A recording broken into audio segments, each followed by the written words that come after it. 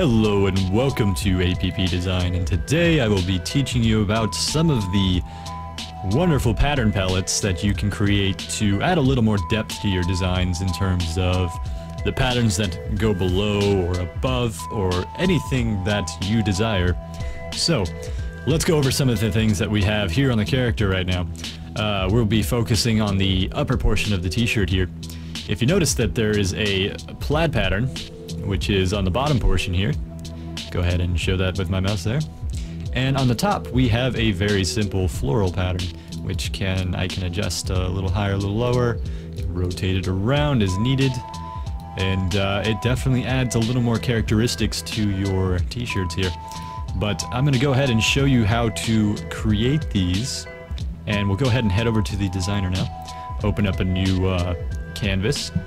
And the best way to start is basically we're going to start with our square here. And we're going to resize this, make it definitely a little taller here.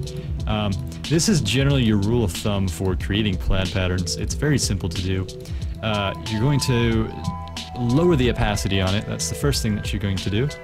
And we're going to go ahead and make this one probably about 40, somewhere around 40. So we're going to drop it at 43, and if you don't know how to duplicate layers, you can hold down Alt and then click and drag and you will have a duplicated layer. It's just like Photoshop. Alright, so now we have our two layers here. We're gonna go ahead and click both of them, or select both, so Control click or Control Shift click, whichever you prefer, and we'll duplicate these, we'll rotate it, and now we have a checkerboard pattern here.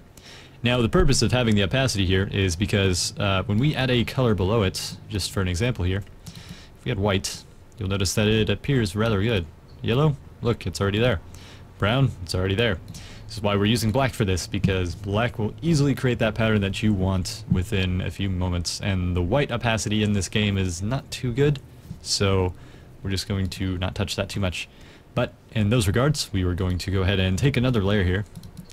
And instead of putting it in the middle, we're going to actually lower the size of it down quite a bit, probably about right there. We're going to change the opacity, probably about 50. And we're going to go ahead and put these two right here in the centers of each of these. And remember, we are duplicating these layers.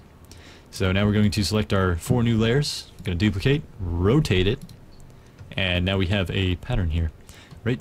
So the next step in this creation of the plaid, or plaid, whichever you prefer to call it.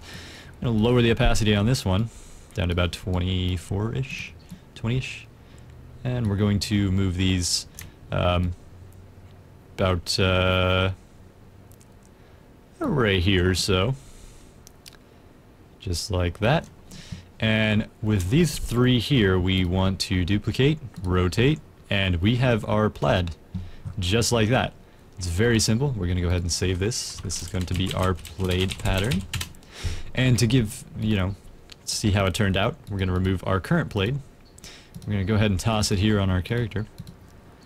And if we notice, we have a pretty decent plaid here.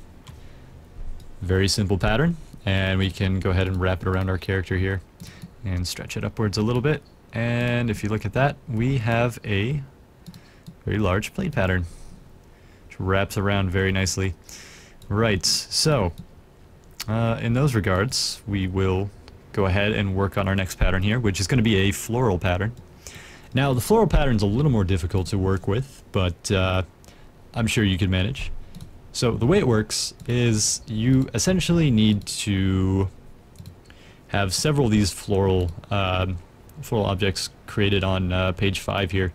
And the way I like to start, usually I start with a fern like this. Go ahead and do this. First step, duplicate it, flip it upwards, and drag it up.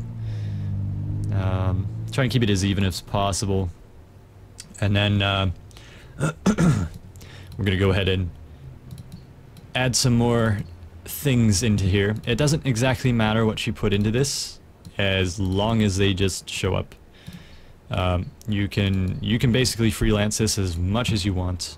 Add whatever designs you want into it. I'm going to go ahead and basically add any floral that I want into here, just tossing it in and hoping that it'll turn out okay. Don't worry too much about lining things up. As long as everything looks somewhat square, you should be alright. So let's resize this one here. Go ahead and change the size of it. We'll rotate. Gonna go ahead and move this one down here. And we need something on the left side here, so let's go ahead and grab one of these.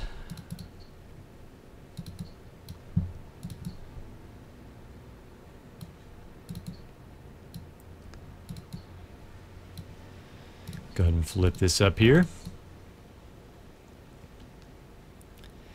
And we're just going to let these overlap like that, create a little more pattern here for it. And let's go ahead and take this leaf, add a little filler content for right here.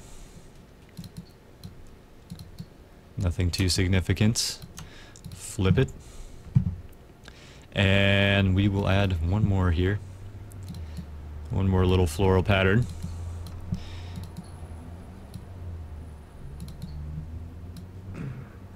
Which will end up hopefully looking pretty good when we duplicate it around here.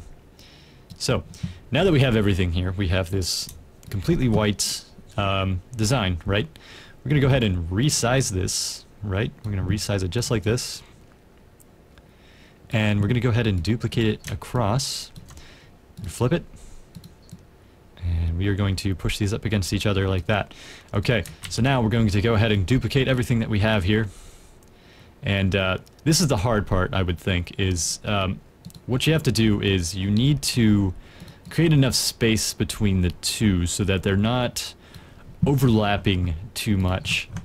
So if we take our time here, resize the width here just enough, we will have the design that we are looking for, just like that. So we're going to go ahead and duplicate this one more time. Oh, no, we can't. We have too many layers, but that's okay. That's okay. That happens quite a bit. So we'll just put this right here in the middle, and going to go ahead and save this floral pattern. So if we go ahead and actually let's remove my current floral pattern. Let's get rid of that, and we will add our new floral pattern in. And the reason why we make it very small is because you want the pattern to be very subtle, if that makes sense. Because when you wrap it around, it's going to get quite large. But if you make it smaller, you won't have that issue. So we have this. It's very white right now, and we change the opacity on it. And you know, white isn't exactly the best because it leaves black outlines around it. So ways around that, I almost always change the color to black for floral patterns or any patterns in general, and use it on lighter colors because it turns out looking much better, even though it's not the most high quality thing in the world. So if we go ahead and rotate it around, you'll see that the floral pattern looks really nice going just all around on any kind of t-shirt here, any kind of color. It doesn't matter. It just looks like really good just overall, because the patterns that we've created here are basically meant to work with anything. It works with grays, works with blacks, it just works overall. And that's one of the significant things about creating patterns here in this game and a pattern palette for designing. So basically summarizing this, we've created some palettes, a floral and a plaid pattern, and they are both useful for just adding a little more depth to your designs. So that's it for today on APB Design, and I hope you enjoyed what you've watched, and thank you very much for tuning in, and hopefully we'll catch you on the next video here.